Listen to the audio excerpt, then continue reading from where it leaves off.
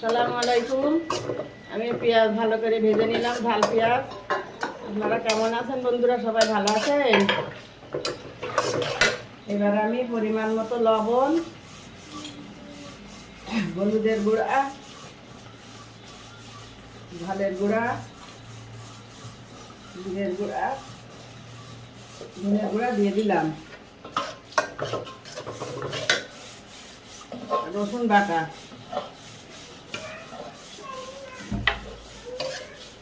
ভালো করে ভেজে নেব।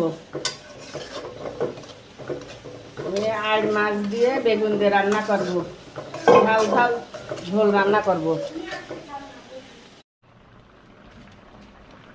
মাছগুলো কষানো হয়ে গেছে, আমি এবার তুলে নেব। তুলে নেব।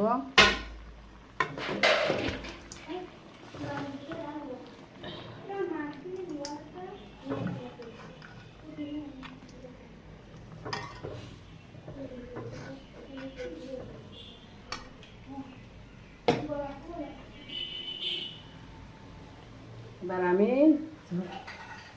ঝোলের পানি দিয়ে দিলাম।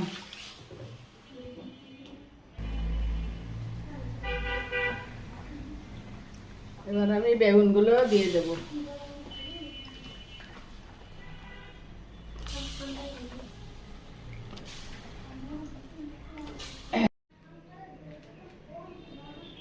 বেগুন ঢেকে দিলাম, উতলে গেছে। চুই ঝালগুলো দিয়ে দেব, আবার ঢেকে দেব।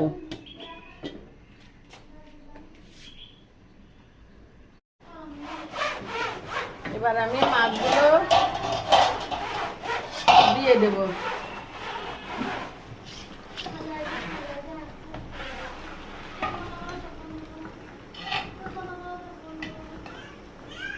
আর ঢেকে দেবো না, বেগুন সেদ্ধ হয়ে গেছে।